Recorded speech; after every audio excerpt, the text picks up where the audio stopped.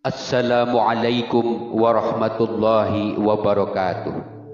Diriwayatkan pada suatu hari, Sayyidina Syekh Ahmad Kanji radhiyallahu an sedang mengambil air wudhu, dan terlintas di dalam hatinya bahwa thariqah Syekh Abdul Qadir Jailani qaddasallahu sirrah itu lebih disukai daripada thariqah lain. Sehingga guru beliau, yaitu Syekh Abi Ishaq Al-Maghribi radhiyallahu an, mengetahui pula apa yang terlintas di dalam hati muridnya. Lalu beliau bertanya, "Wahai Ahmad Kanji, apakah engkau mengetahui kedudukan Syekh Abdul Qadir?" Maka dijawablah oleh Syekh Ahmad Kanji radhiyallahu an, "Saya tidak tahu, wahai guru." Lalu gurunya menjelaskan kepada Syekh Ahmad Kanji, dan beliau berkata, "Ketahuilah bahwa Syekh Abdul Qadir Jailani qaddasallahu sirrah itu memiliki 12 sifat. Kalau lautan dijadikan tintanya dan pepohonan dijadikan penanya, manusia, malaikat dan jin sebagai penulisnya, maka tidak akan mampu menulis satu sifat pun dari sifat-sifat Syekh Abdul Qadir Jailani qaddasallahu sirrah." Mendengar penjelasan dari gurunya itu, maka Syekh Ahmad Kanji semakin bertambah mahabbah kepada Syekh Abdul Qadir. Di dalam hatinya berbisik, "Satu harapanku, aku tidak meninggal dunia sebelum aku menjadi murid Syekh Abdul Qadir Jailani." Kemudian dengan kemauan yang keras, maka berangkatlah ia menuju ke kota Baghdad. Dan setibanya di sebuah gunung di wilayah Ajmer, yang di bawahnya mengalir sungai, ia mengambil air wudhu untuk melaksanakan sholat. Di dalam keadaan antara tidur dan terjaga, Syekh Ahmad Kanji dikunjungi oleh Syekh Abdul Qadir Al-Jailani, dan beliau membawa mahkota merah serta sorban hijau. Syekh Ahmad Kanji berdiri menghormati kedatangannya, dan Syekh Abdul Qadir Jailani berkata, "Mari ke sini lebih dekat," ucap Syekh Abdul Qadir Al-Jailani sambil mengenakan mahkota merah dan sorban hijau di atas kepala Syekh Ahmad Kanji. Lalu Syekh Abdul Qadir Jailani bersabda, "Wahai Ahmad Kanji, sekarang kamu sudah menjadi muridku dan menjadi anakku serta menjadi rijalullah." Lalu seketika itu beliau Syekh Abdul Qadir menghilang, sementara mahkota dan sorban tetap melekat terpakai di atas kepala Syekh Ahmad Kanji. Lalu Syekh Ahmad Kanji sujud syukur atas nikmat Allah Subhanahu wa ta'ala yang telah diterimanya. Selanjutnya Syekh Ahmad Kanji pulang ke tempat gurunya sambil memperlihatkan mahkota merah dan sorban hijau, hadiah dari Syekh Abdul Qadir Al-Jailani qaddasallahu sirrah. Syekh Ahmad Kanji menceritakan peristiwa yang telah dialaminya. Maka gurunya berkata, "Wahai Ahmad Kanji, mahkota dan sorban itu adalah khirqah bagimu.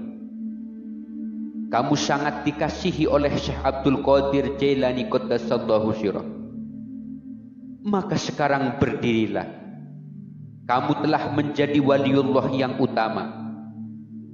Dengan mengharap keberkahannya, maka gurunya Syekh Abi Ishaq Al-Maghribi memakai mahkota dan sorban itu di kepalanya, dan kemudian diserahkan kembali kepada Syekh Ahmad Kanji radhiyallahu an. Pekerjaan Syekh Ahmad Kanji adalah mencari kayu bakar untuk memasak roti bagi para fakir. setelah mengenakan mahkota dari Syekh Abdul Qadir Al-Jailani Qaddasallahu sirrah, gurunya berkata kepada beliau, "Wahai Ahmad Kanji, sekarang engkau tidak layak mencari kayu bakar, sebab kepalamu sudah dimahkotai dengan mahkota yang mulia."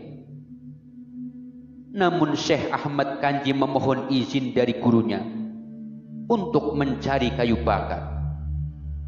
Maka gurunya pun berkata, "Ya, kalau begitu, terserah kamu saja." Maka Syekh Ahmad Kanji pun berangkat ke gunung untuk mengumpulkan kayu bakar. Kemudian kayu bakar itu pun diikat. Sewaktu akan dipikul, kayu bakar itu melayang di atas kepala Syekh Ahmad Kanji, kira-kira berjarak sehasta dari kepalanya. Lantas Syekh Ahmad Kanji pulang ke hadapan gurunya. Namun kayu bakar terus melayang mengikuti Syekh Ahmad Kanji. Dan setibanya di tempat Syekh Abi Ishaq Al-Maghribi radhiyallahu an, beliau berkata, "Wahai Ahmad Kanji, engkau sekarang mengetahui apa kataku. Kamu tidak pantas lagi memikul kayu bakar, sebab kepalamu sudah ditempati mahkota dan sorban yang mulia. Mulai sekarang, sudahlah, jangan mencari kayu bakar lagi. Engkau oleh Syekh Abdul Qadir Jailani Qaddasallahu sirrah sudah ditunjuk ke pangkat Rijalullah." Diriwayatkan pada suatu hari pada bulan Ramadan, Syekh Abdul Qadir Al-Jailani Qaddasallahu sirrah diundang berbuka puasa oleh murid-muridnya sebanyak 70 orang di rumahnya masing-masing. Mereka berkeinginan agar Syekh Abdul Qadir Jailani berbuka puasa di rumahnya.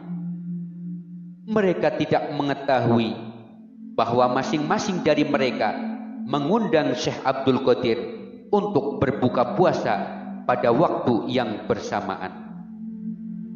Tiba waktunya berbuka puasa, Syekh Abdul Qadir Jailani berbuka puasa di rumah beliau.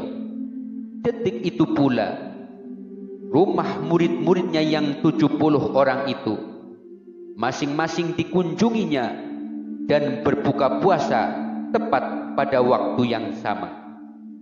Peristiwa ini di kota Baghdad sudah masyhur di kalangan masyarakat dan sudah menjadi buah bibir masyarakat dalam setiap pembicaraan dan pertemuan. Kaum muslimin wal muslimat rahimakumullah, demikianlah kisah daripada sebagian karomah Syekh Abdul Qadir Jailani Qaddasallahu sirrah. Semoga kita semua mendapatkan percikan keberkahan beliau. Akhirul kalam, wallahul muwaffiq ila aqwamit thariq. Wassalamu alaikum warahmatullahi wabarakatuh.